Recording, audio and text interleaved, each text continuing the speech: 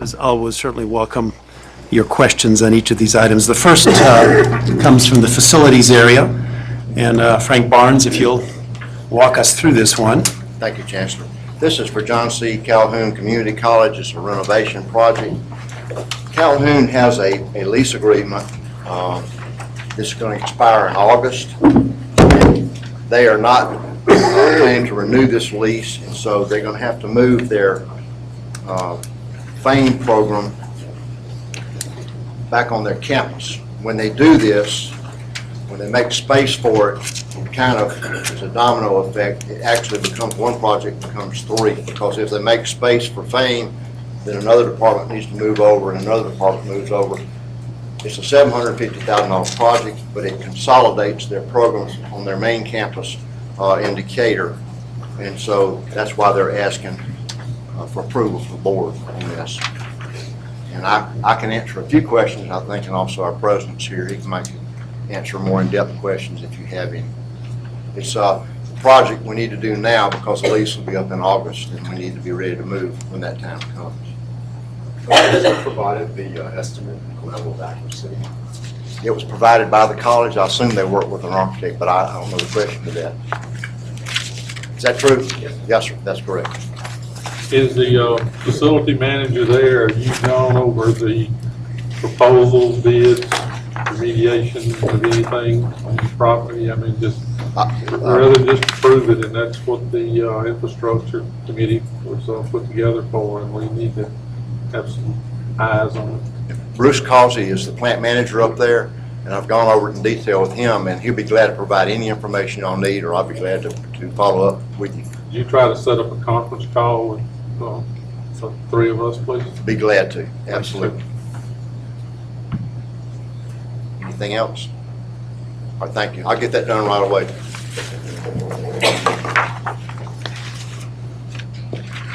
The next item is purchase of equipment, Northwest Shoals, and I believe Dr. Alford or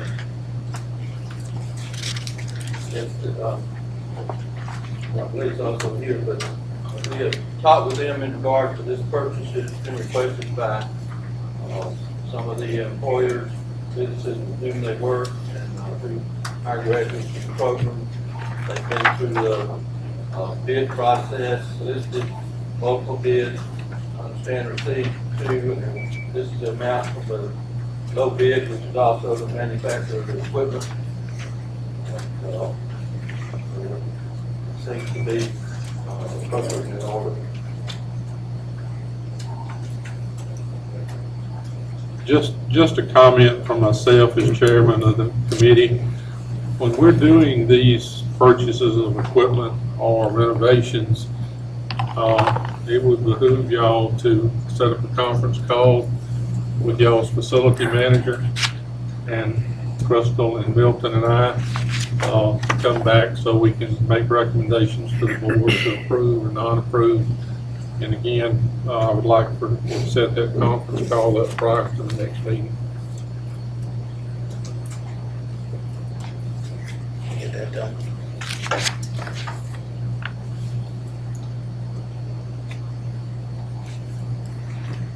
Other questions about?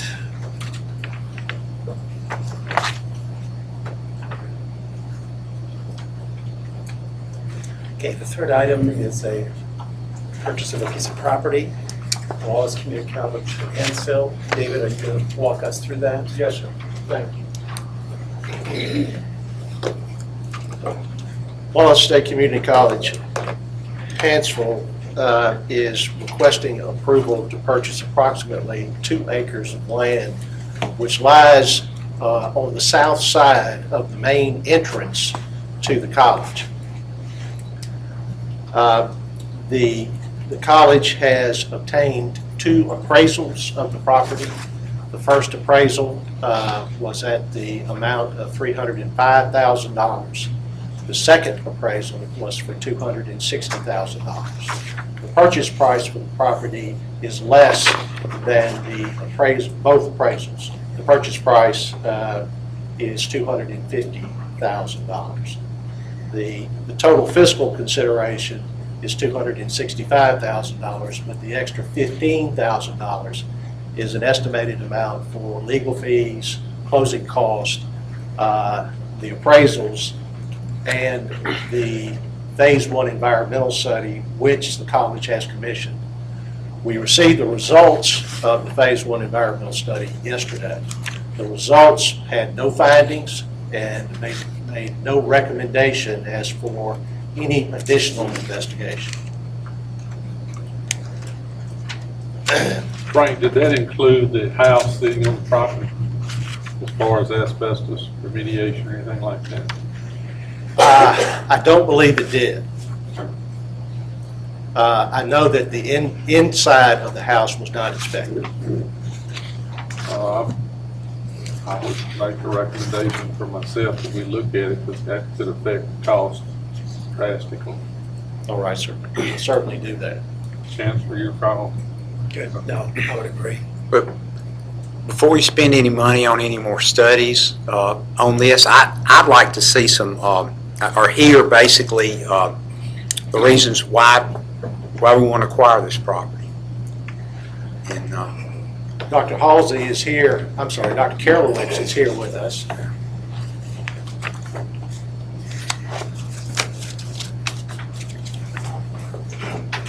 Mr. Vice President, ladies and gentlemen of the board, Chancellor, the purchase of this property is important to Wallace State Community College because it continues the implementation of our strategy to clearly define the perimeter of the college.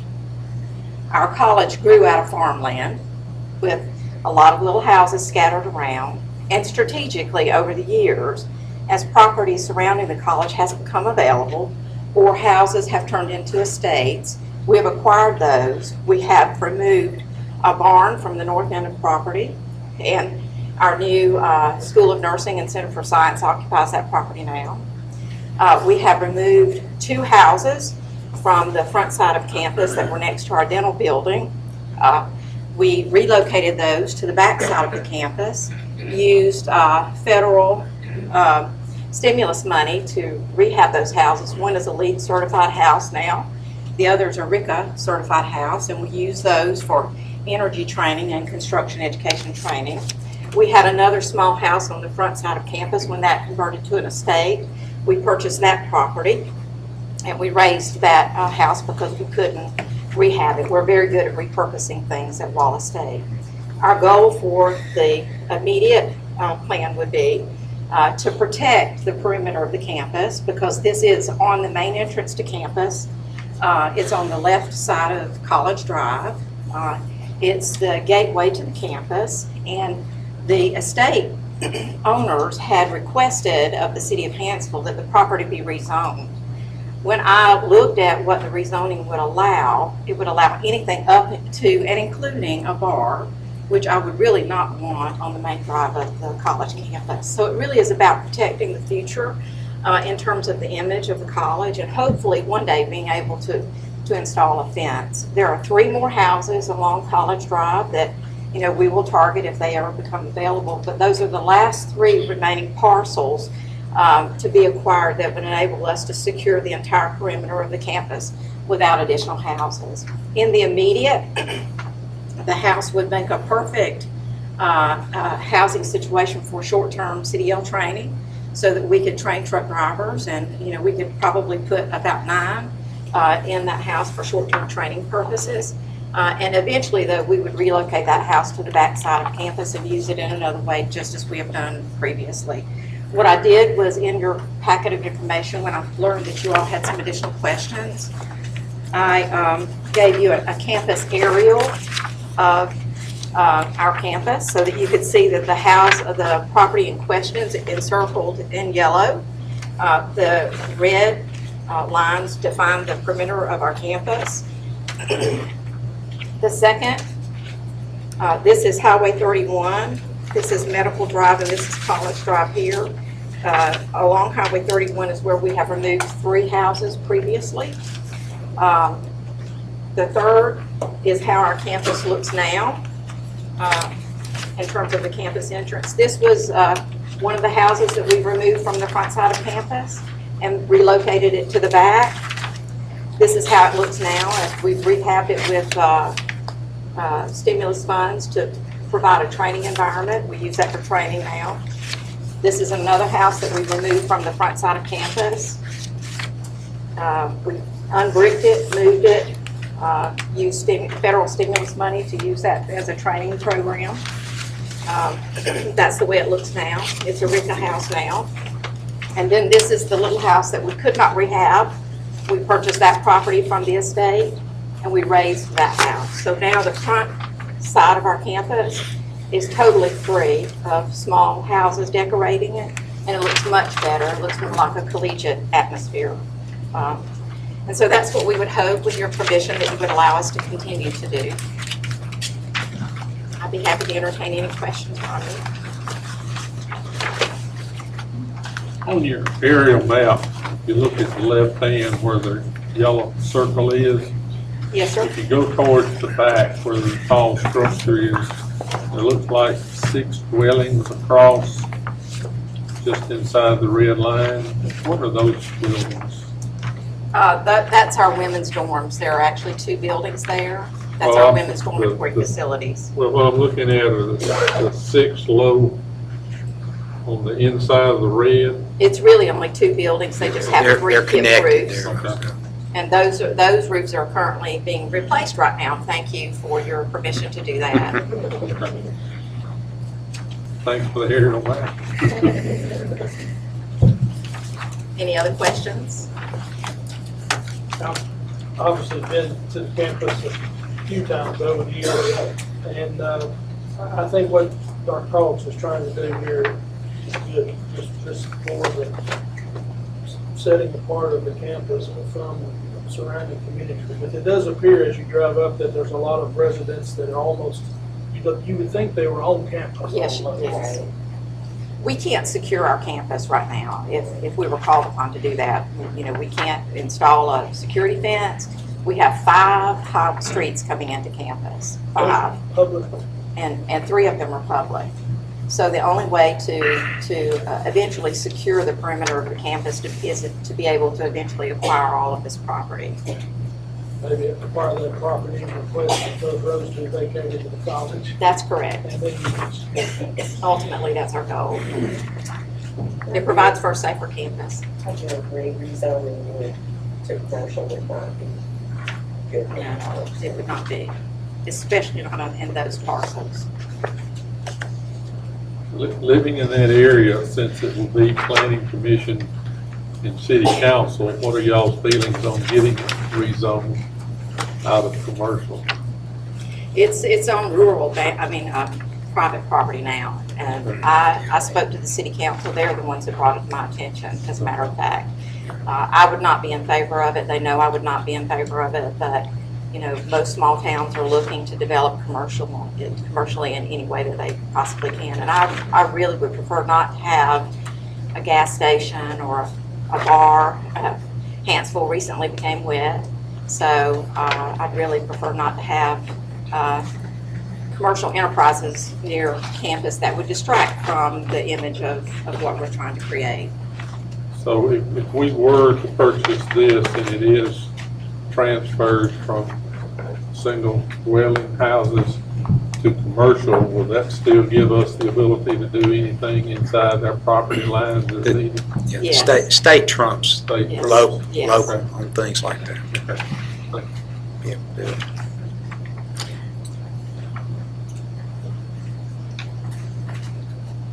Any other questions? Can you get the property for less money? Yeah, what kind of negotiations? I offered 250 and they countered with 300 and I declined. I don't think that it will move for less than that because the property in that area is worth that or more. Okay. And this is a family and it's difficult sometimes to deal with estates. Yeah. As you can imagine, but we lowballed the offer and we were able to secure it for that price, and I think it's a good price. I really do. Okay. I wish I owned property next to a college campus. Mr. Smith, I think if the college buys it, it can be zoned institutional, and then that's a blanket for the college to do whatever they want to do with it.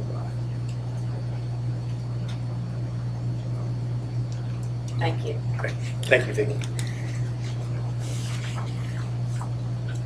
Okay, the next item deals with professional legal liability insurance. Can you kind of update us on where we are? Yes, sir. Our professional legal liability insurance is up for renewal on March the 1st. We have met with our brokers, Cobb Allen and Hall, and commissioned them to contact not only our current insurer, but to test the market with respect to this coverage for the system. We do not at this time have a firm quote. It is our hope that within the next week or so that we will be in a position to provide you with information with respect to quotes, not only from our current insurer, but from the market as well. So we're kind of in a holding pattern presently, but look forward to providing you with additional information.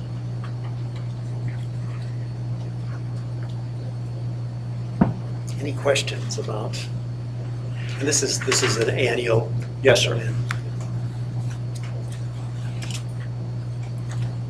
Is there any metric on how they calculate the rate? Well, the information that they've requested from us are full number of at each college, the number of full-time employees, the number of part-time employees, the enrollment for fall of 2015, and the total assets of the college.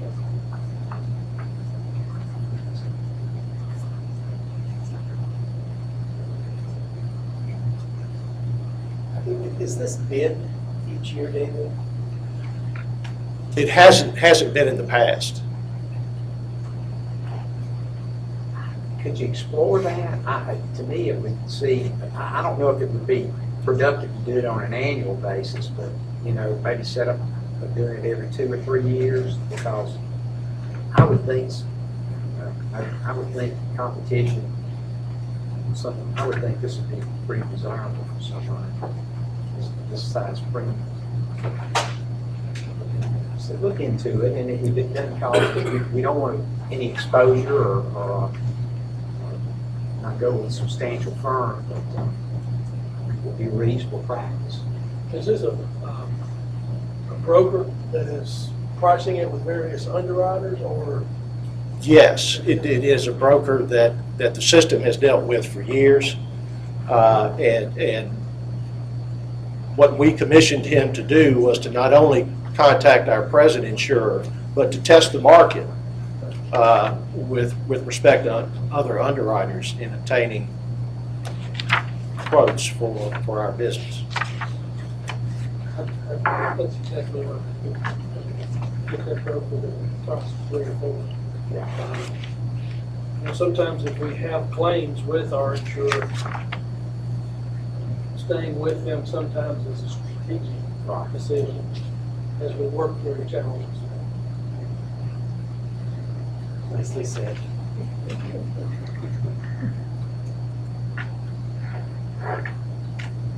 Other questions?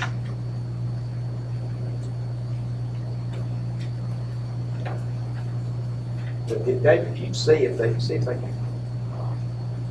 get some other prices. Yes, sir. That'd be great. Thank you. And the only other item that I have, when we have questions, I asked Dr. Jensen just to make it in case the board had any more questions and discuss your issues they want to discuss about it again. If not, you can certainly do that. He is available if any of you would like to discuss anything you heard this morning any further. Any questions? They've had enough of that. It was an excellent presentation. It was. He did a very good job. Excellent presentation. Very good. So, well, and the other thing, he probably offered several of you as well. I know he's sitting right over to my right. As you read through the materials, if you have questions, he's just a phone call away. So he'd be more than happy to answer any questions. Very good. Those are the items. Chancellor, have you heard any other news on the Ideas Group? Do you have anything that's maybe an update to share with us on that? And we do, and Adrian helped me, we've got a meeting coming up. Okay. Good. We have, for those of you who are aware, they've been really been doing a statewide workforce strategic plan, and the governor's is coming out of the governor's office, and we've been a big part of that. The Ideas Group was a group that was hired by the governor's office to play a role in the strategic plan. We have a meeting and feedback meeting. I believe it's next week, and so we will know more at that point. But I know it's on my calendar. So by the time we meet again, I'll be able to give you an update on that. I think everybody's very excited about that and what that's going to mean. And one piece of that, although it was not done by the Ideas Group, there was a good bit of investigation done about the perception our citizens have of the Alabama community college system. That was a piece just to see how people saw us. And then I saw some preliminary results that again were very positive in terms of the role they believe we play. And as you might expect, communities were tied very closely to their community college. But the bigger report, I think, is what you're talking about, will come in the next week or two. So we'll provide you feedback in February about that. Any updates on the recommendations for consolidation that we approved? I don't know if Dr. Branch would be in a situation where you want to share anything about the meetings they've had thus far, and possibly Dr. Burrows, if she's Absolutely. if that's they may not be appropriate. prepared. Gary, would you like to share with us meetings that you've had on the consolidation, just to maybe update the trustees on just some of the progress, and maybe I know you told me y'all were planning some meetings with the institutions involved. Well, thank you. Thank you for giving me an opportunity to bring you up to date on some exciting opportunities we have in Lower Alabama. Hasn't been too many weeks ago that the chancellor called and asked if I would consider having the Jefferson Davis and Atmore campuses consolidated with Faulkner.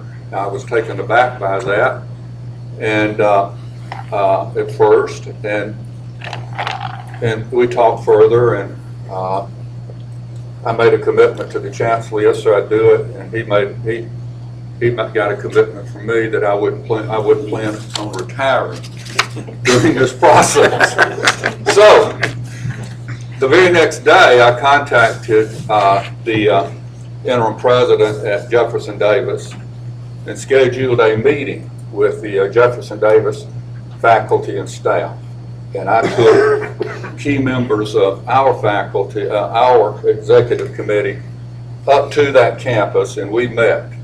And as you all know, no matter what your relationship is, if it's in marriage or business or whatever, a lack of information causes more problems and more concerns. And particularly when you're doing something that a lot of people start to worry about their stature and their placement and what's going to happen to my job. So I felt it was my first obligation to meet immediately. And we did that, and certainly there were, and then I opened it up for questions, and some very good questions. And it seems that, other than being concerned of where do I fit in this, am I going to lose my job, without question, with all the communities and mayors and all that I've met with, and I've met with them all now, there's one common thread of questioning: what about athletics? And then the second one, what about our name? Well, from that first meeting and the first interviews with the papers, I made these assurances which you wanted us to make in the planning documents. One, nobody would lose their job as a result of the merger, and there are guarantees in the planning documents. Now, that does not mean that there are some people because of non-tenured status, non-viable programs, or whatever. But in general, my statement to them has been my job is not to come in here and cut programs. My job is to increase enrollment, increase educational opportunities, and increase training opportunities. So we had a great meeting, and I as yet have not had one comment of negativity from any of these communities. The very next week, the chancellor calls and asks, Gary, would you be willing to have Alabama Southern and Reed be part of the consolidation? And I said, yes, sir, I'll do that. At this stage of my career, Faulkner's been a smooth running operation for so long, and I thought, well, yeah, this is an appropriate challenge for me, and for our college, and for all of the communities. And also, I immediately then scheduled a meeting with all the college employees in Monroeville, Reed, Evergreen, and the Thomasville campuses, and had that same kind of meeting, and it went wonderfully well. I've been interviewed by the local paper for front page. I think you may have, I may have shared that with you, but a very positive article about the advantages of this and the benefits to the community. After that, I met with the mayor, the city council, the superintendents of education, the industrial development board members there in Monroeville, and had a wonderful, wonderful meeting. No negative feedback on this. The same experience that I had with the mayor and city leaders and community leaders in Bruton and in Atmore. So at this point, every constituency has been contacted. I have met with all of the faculties and staffs. I have met with all of the mayors. I've met with any of the community leaders, business leaders, industrial development leaders that the mayor felt that I should meet with at that time. I have done that. These people are on board. They saw that unless something was done, you can't continue to operate and provide the kind of quality educational services and industrial development with a college with only 1,500 students, or with one in Reed's case with only 500 students. So in fact, people are on board and they're excited about this. What have we done in addition to meeting with these communities? I have a legislative committee meeting planned for that part of our region, and I've already had one in the lower part of our region. I will be attending other events as planned, but what I would love to report to you is, while there obviously people are concerned about how this will impact me and my livelihood and my family, and from industrial leaders, how will this impact me in our industrial development, they have been assured they're on board. I would also like to tell you that in that very second week, I requested a meeting with the tribal council of the Creek Nation. And I met with them and I showed them a plan that I had developed a few years ago for a Center for Technology and Manufacturing Excellence that we were going to put in Baldwin County. I dusted those off, put this new Center for Technology and Industrial Development, changed the name, and the new college has not been named yet. I've got a committee that will be working on a new naming and a new branding for this college. It wouldn't be fair for me to go up and stick Faulkner State in Bruton, to let that be a Faulkner State campus, or up in Alabama Southern. So I'm approaching this that we are creating a new college with all of the exciting opportunities to enhance student services, leadership opportunities, academic programs, and whatever. So I presented to them a very ambitious plan, and I showed that to them, and I asked them for $8 million. So I didn't get any no's. And I showed them how this would be feasible, where in effect, if you take all of the money that you've been giving these individual colleges every year, Faulkner State received $500,000 from them last year. We were scheduled to get that again. I said, if you look at all of that and pool it together, you're going to find out that you're actually going to be given less money to create this center for manufacturing and technology excellence.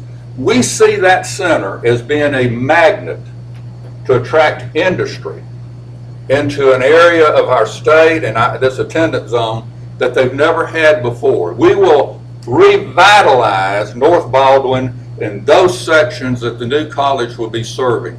This building will be built facing completely the interstate. All three of our main campuses, by the way, in Bay Minette and Gulf Shores, we did a traffic count about 8 years ago, and 8 million people pass the front of Faulkner State's campus every year.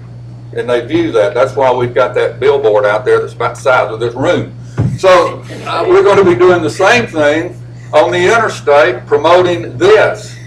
So we've got people on board, we've got people who are excited, we have people coming forward, and they appreciate your vision for seeing this, and I want to thank you for giving me the opportunity to be able to lead this effort.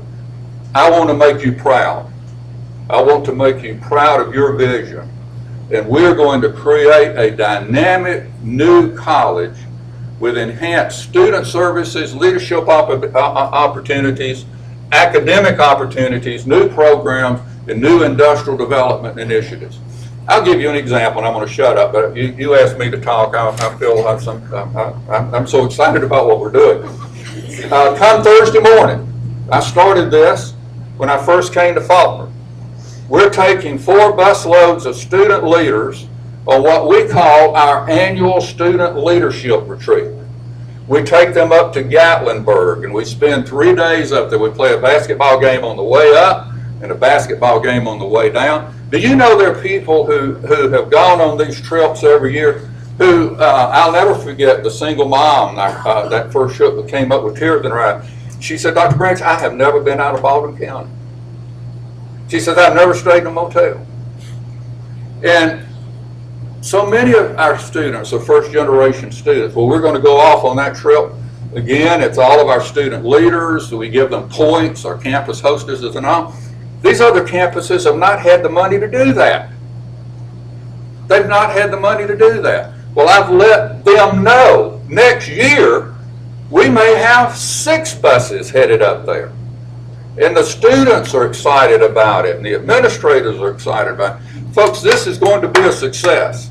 There may be some stumbling blocks along the way, but I promise you, I've learned some things in my 36 years being president, in my time before that, one, I try to anticipate the issues, and then when they come along, I respond openly and honestly and try to answer the questions that are coming up. And what I see now is we're going to meet our deadline. We're meeting in Atlanta, is it the 26th, Chancellor, with Belle Whelan? We've met all our paperwork requirements. We've submitted our prospectus, our reorganization. The only missing link in this now is what this new college will be called. I've appointed a committee of representatives from all of the communities together. We're employing a branding company that's going to come. Listen, Faulkner State's been around a long time. We have created a brand. Well, the same is true with Alabama Southern and Jefferson Davis. So it's not going to be amateurs doing this. It's got to be professionals to come in and get in the appropriate input. And we're going to have a new college with increased opportunities for everyone concerned. I've talked too much, but thank you for giving me the opportunity. Any of you have any questions for Dr. Branch? I'm excited of it. Can you tell? That enthusiasm, it's great to hear, Gary. Thank you for doing that on just the spur of the moment. He didn't expect to do. No, we had some extra time, and I would have been hurt if you hadn't asked me. Thank you very much. It's great.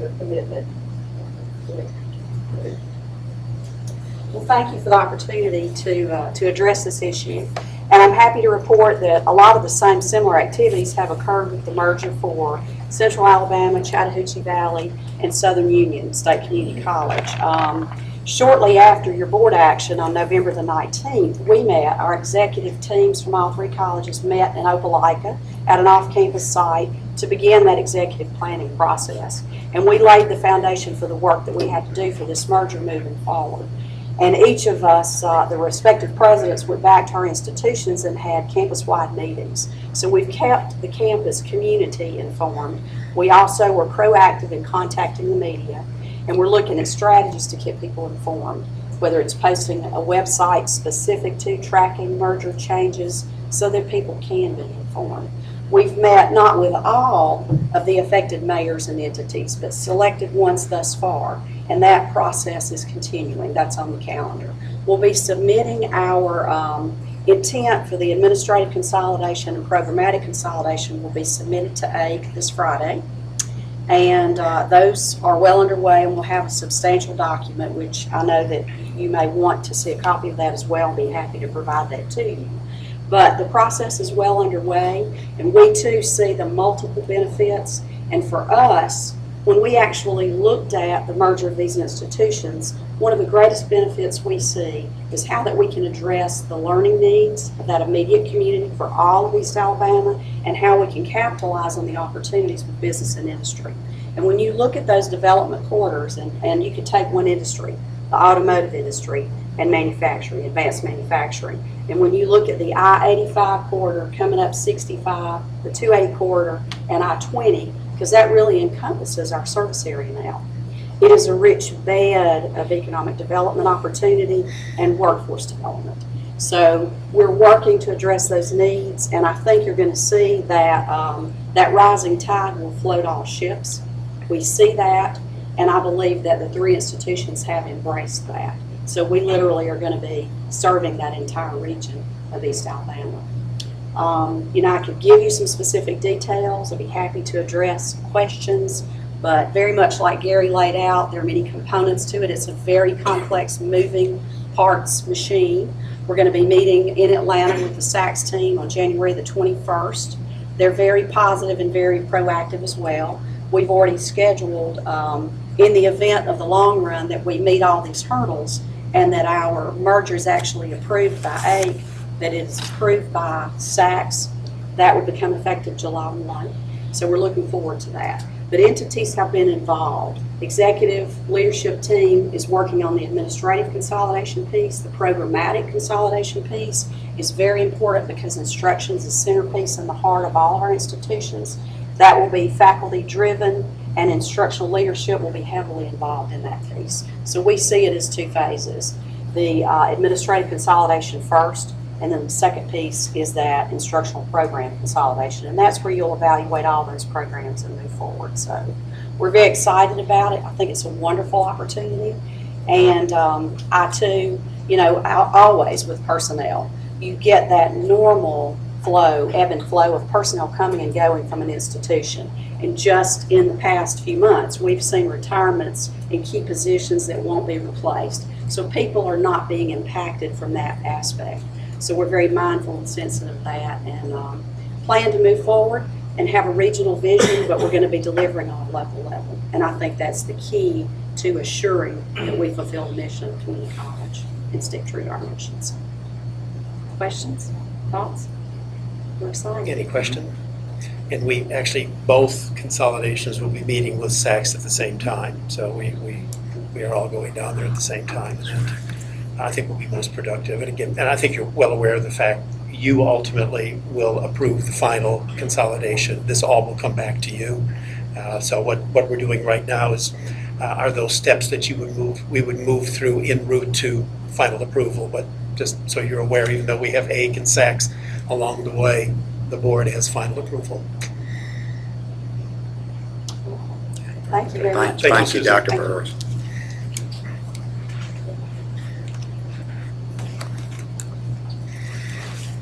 Very good. Anything else to come before the board at this work session? Any trustees have anything else to go? I'm sitting here. Chancellor, one thing that I would encourage you and the presidents that are here as we enter into the second half of K through 12 education is for all the institutions to reach out to the career coaches and just do an evaluation, reach out to your school principals to see what is good, bad, that we can modify. Because I would love to double the dual enrollment by next fall. I would like to see those numbers double, and just to make sure that we can help in what ways we can from a community college system to the high schools and the career coaches and what they need to get information to the students to bring them forward. Well, we certainly feel the same way about dual enrollment. We have maxed those dollars out. We have a lot of folks involved, and it's very exciting. It's very exciting. But we'll certainly check into those career coaches. Thank you. As we move into the legislative session, I'd like to suggest that we maybe think about having regular Yes. conference call to keep us updated, so that if there's something that we need to do ourselves to reach out to. We absolutely will do that. We will provide you with regular updates. You will also receive written updates on a regular basis as well. We have someone who focuses just on that. So you'll get a lot of information from us. It's incredibly important that you're aware of what's happening, because you interact with those legislators on a regular basis. And we will be calling on you to help us on a number of the agenda items. So you can be assured that we will keep you up to date. Anything else? If not, we'll stand adjourned. Great, very good. Thank you. Today.